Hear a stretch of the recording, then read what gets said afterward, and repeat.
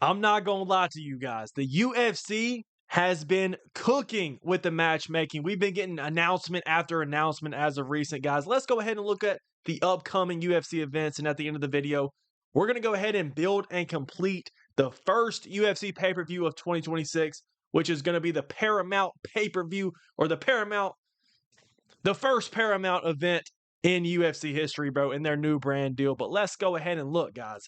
Starting off at UFC 321, the next pay-per-view. This one's the weaker one out of the bunch to end the year, but it's all right, okay? We got Tom Aspinall finally fighting, bro. He cannot lose this fight to Cyril Gane. We got Verna Jandiroba taking on Mackenzie Dern, guys. I'm hype.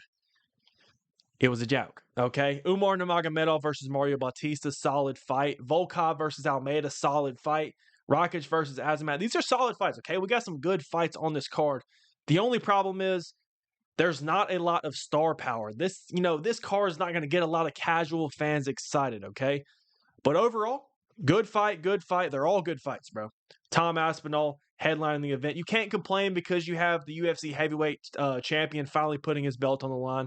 So nothing to complain about there. But the next two events are looking like they're shaping up to be masterpieces, okay? UFC 322, November, Madison Square Garden. This looks like it could be the card of the year, bro, okay? Jack Della Maddalena taking on Islam Makhachev. Guys, this is full of star power. JDM's low-key becoming a pretty big star, not massive star, but he's becoming a star. Islam Makhachev, one of the biggest stars in the sport, trying to become double champ, okay? Beautiful. Valentina Shevchenko versus Zhang Weili. Y'all know I love to hate on women's MMA because it's trash. However, I can get a little bit excited, okay? Y'all might see a tiny bit of excitement out of me because Shevchenko versus Weili, champ versus champ. That's a sick fight, okay? Moving down the card, Sean Brady versus Michael Morales just got announced. Banger fight, guys. I don't know what happened to Shavkat. I was expecting Sean Brady either to fight Ian Gary or Shavkat Rakhmonov, and he got booked against neither of those guys. Ian Gary's going to be fighting Bilal Muhammad. We'll get into that later. But Michael Morales versus Sean Brady, this is a big spot. Really big spot for Michael Morales. He's not going to win the fight, though. It's a good fight, okay? Bo Nickel versus Rodolfo Vieira.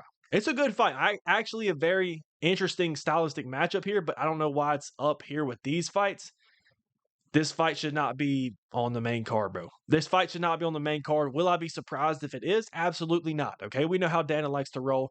Leon Edwards versus Carlos Prates. Guys, if Bo Nickel versus Vieira is above Leon versus Prates, guys, I'm going to crash out, okay? Another banger fight, Leon versus Prates. Super pumped for that. Beneil Dariush versus BSD.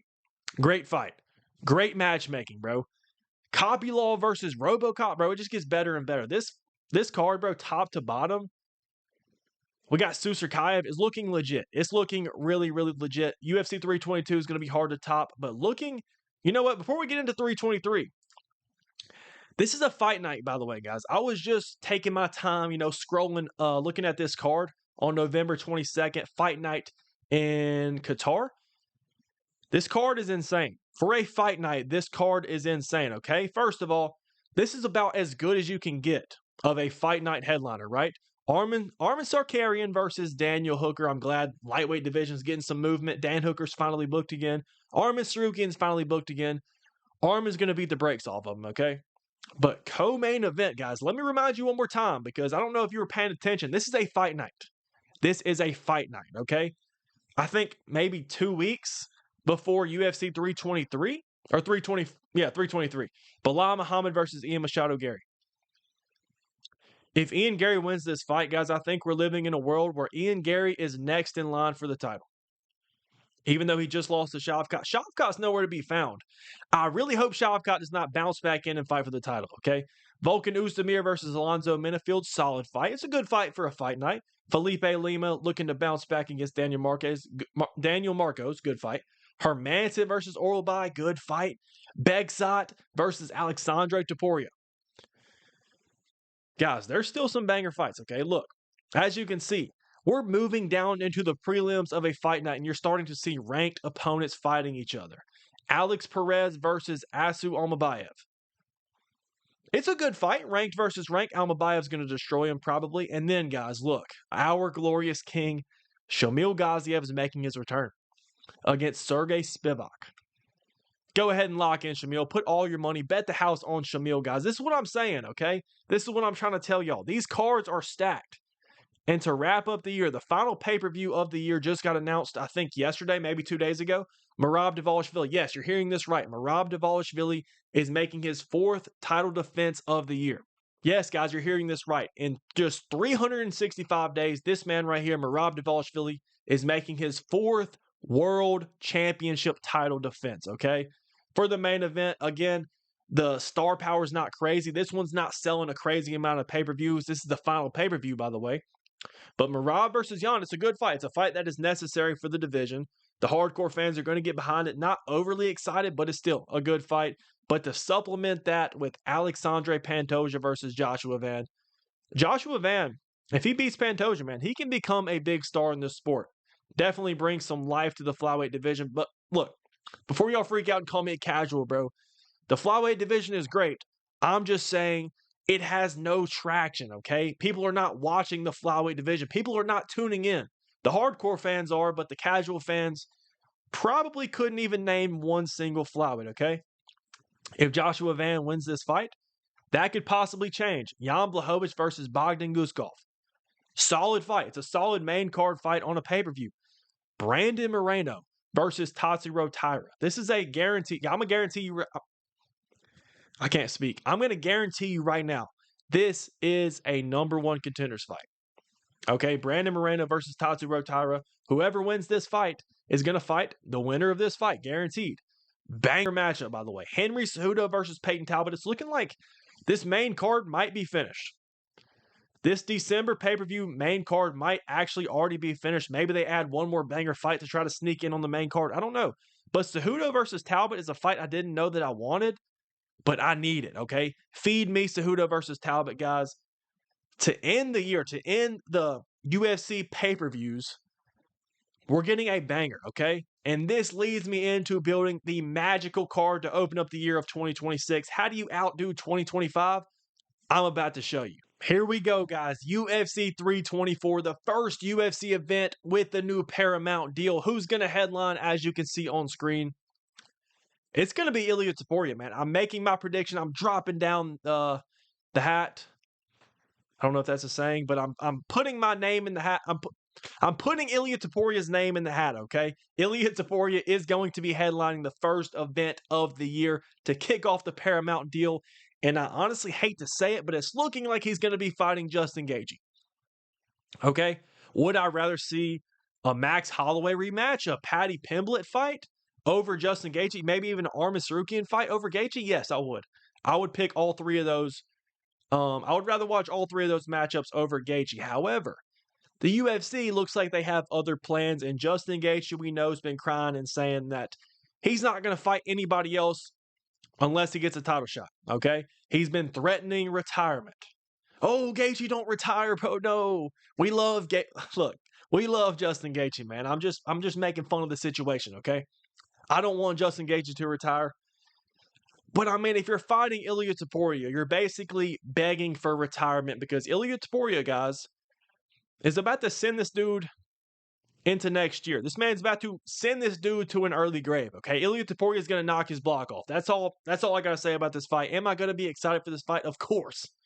I'm always excited for a Justin Gaethje fight. I'm always excited for an Ilia Topuria fight. But the only problem is I don't see this fight being competitive, okay? I don't see this fight even leaving the first round. Ilia Topuria is going to win via KO. Moving on, guys. Again, this is a special pay-per-view. It sounds like Dana White's looking to stack this event, okay? I'm not going to be unrealistic, but I'm going to deliver a banger card for you guys onto the co-main event.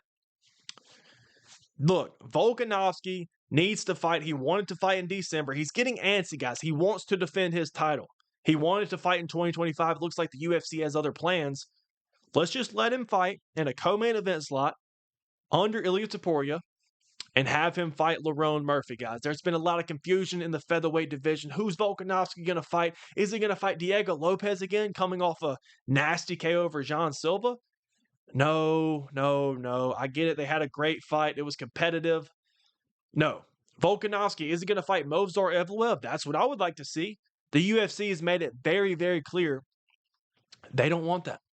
The UFC tried to book Movsar Evloev, an undefeated fighter in the UFC, riding a crazy win streak, against Aaron Pico. Okay, before Lerone stepped in, it was supposed to be Evloev versus Pico. Pico making his UFC debut against the #1 contender. Talk about disrespect, bro.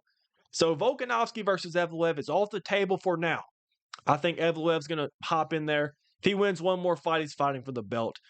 But Volkanovski versus Lerone Murphy, I'm going to be honest, bro, it doesn't have enough star power there to headline a pay-per-view. I know they're not pay-per-views technically anymore, but you get what I'm saying. Volk versus Murphy, of course, the hardcore fans are going to get excited for anything. But Volk versus Murphy is not what you want headlining your first Paramount event, bro. It's a great co-main event. People see Volkanovski and recognize him as that chef, right? I'm joking. People see Volkanovski, they recognize Volkanovski. Maybe they don't know his whole lore, but people know who Volkanovski is, even the casual fans, okay? So Volkanovski versus Lerone Murphy is a perfect co-main event to supplement Topuria. Topuria doesn't need a supplement co-main event, but it works. That's how you sell it. 2 title fights opening up the free card, or not free, but the Paramount Plus exclusive UFC event, guys. Let's go ahead and move on. I'm telling y'all, there's going to be some massive star power on this card, all right? Sean O'Malley. We were also expecting Sean O'Malley to fight in December. It's looking like that's not the case anymore, okay?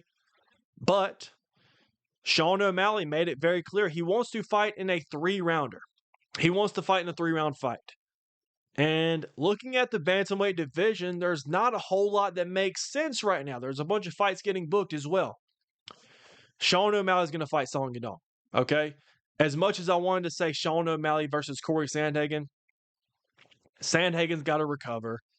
I want to see Sean O'Malley take a step down in the rankings a little bit, because if he goes out there and beats Corey Sandhagen, what do you do with him then? Because, do you catapult him to fight Merab for the 3rd time? Probably not. This is what I think is going to happen. Sean O'Malley is going to get matched up with a striker this time, which is Song Yadong. It's a winnable fight for O'Malley, but not an easy fight whatsoever. But O'Malley is going to beat Song Yadong in a 3-rounder here. Maybe even knock him out, maybe decision. And then this opens up possibilities for Sean O'Malley to fight at the White House. Yes, guys.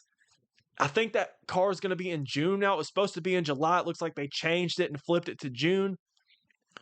But guys, talking about Corey Sandhagen versus Sean O'Malley, talk about American versus American. Let's let O'Malley beat Song Yadong. Let's let Corey Sandhagen rest up. And let's put Sean O'Malley versus Corey Sandhagen at the UFC White House event, guys. Just go ahead and call me Chef Casual Take, bro. I'm cooking over here, okay? I am absolutely cooking. But Sean O'Malley versus Song Yadong, perfect, absolutely perfect feature fight for this banger pay-per-view. I know, guys, I got to stop saying pay-per-view once January comes around. I got to get accustomed to that, okay? But this is a banger feature fight. It doesn't get much better than this when we're talking about a feature fight, okay? But we still got 2 more fights, again, trying to be realistic, but at the same time, we're trying to deliver for the UFC fans and, bring in some new fans with this new deal, because it's a great opportunity to do so. All right. Next up, we got Brazil versus Brazil. This is a banger fight. We got Vinicius Oliveira versus Davison Figueiredo. Now, does this have the same star power as a Sean O'Malley or Ilia Topuria? No, not even close. But I will say this. Vinicius Oliveira is an undefeated UFC prospect, undefeated in the UFC at least. I'm not sure if he's undefeated prior to the UFC. I don't think he is. But Davison Figueiredo is a former champion. And Vinicius Oliveira is on a win streak. I think the UFC is trying to push him. So how do they push him? How do you get eyes on a guy like Vinicius Oliveira? You have him beat a former Brazilian champion on a big stage, which is UFC 324. The first event for Paramount. Guys, the UFC wants to put Bo Nickel on here, get as much exposure to Bo Nickel or a Peyton Talbot, something like that. Let's do Vinicius Oliveira. An exciting prospect. Who's going to talk some trash, man? Vinicius Oliveira is going to stand his ground. Brazil versus Brazil. This is a gateway fight. Again, it's not crazy name value, but anytime Figueiredo is on a the second fight on the main card is probably going to be a good card, okay? Also, Davison Figueiredo coming off a loss to Corey Sandhagen and then bounce back as like a plus 220 underdog and beat Montel Jackson. He deserves a step up from Montel Jackson. He's calling for title fights. You're not getting that, buddy. But Davison Figueiredo, if you can get past a Vinicius Oliveira, you're getting a top 5 opponent. And if you get past that top 5 opponent, then we can talk about Figueiredo versus Merab. But Vinicius Oliveira, great spot for him to beat a former champion and propel himself into a top 5 contender. But let's go ahead and bring it back down to earth on the first fight of the main card. We've got one fighter with some decent name value, and that is Gilbert Durinho Burns. Yes, guys, I'm sorry. It is another Brazilian fighting Daniel Rodriguez. If you don't know who Daniel Rodriguez is, maybe he looks familiar. This is the guy that just went out there and had a war with Kevin Holland and beat Kevin Holland. Yep. Daniel Rodriguez, D-Rod, is low-key riding a win streak. He's low-key cooking right now in the welterweight division. And Gilbert Burns has been put through the gauntlet, okay? Gilbert Burns has actually called for this fight. He wants a step down in competition, and he needs a step down in competition. He's been fighting killer after killer. D-Rod is a great fighter, don't get me wrong, but it's definitely a step down in competition from guys like Michael Morales, whoever else who's been fighting, Sean Brady. It's a step down for sure. It's a winnable fight for Durinho. But at the same time, this is a fun scrap. This is the type of fight to get new fans into the sport of mixed martial arts because Durinho, he's been in some scraps. He's going to put his foot down. He's going to start swinging. And so is D-Rod. Again, this is not an unrealistic card. I think this is a valid main card opener. It's going to be pure violence. The name value is not, historic, but the rest of the card is very, very valid, guys. But this is my card builder for UFC 324. I'm expecting a card like this. Maybe it's not going to be this good, but I'm expecting the UFC to deliver a banger UFC event to kick off the Paramount deal. But let me know what y'all think down below. Click the like button, hit the subscribe button as well. I appreciate y'all for tuning in. And we out.